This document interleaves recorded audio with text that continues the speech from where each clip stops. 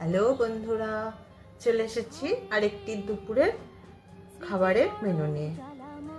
প্রথমেই একদম ধোয়া ওঠা গরম ভাত, রয়েছে ধোয়া ওঠা কাঁচা মুগের ডাল উচ্ছে দেওয়া, এটা প্রথম পাতে খাওয়ার জন্য।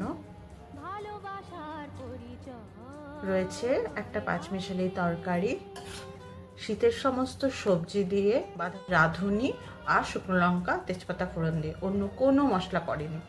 প্রয়োজন মতো নুন মিষ্টি তো দিতেই হবে, সেটুকুই শুধু রয়েছে। নতুন আলু আর ধনেপাতা দিয়ে রুই মাছের ঝোল,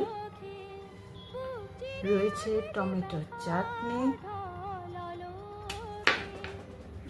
আর আজকে শো স্টপার হলো বেগুন পোড়া, টমেটো পোড়া, কাঁচা লঙ্কা, ধনেপাতা, কাঁচা পেঁয়াজ আর সর্ষে তেল দিয়ে মাখা।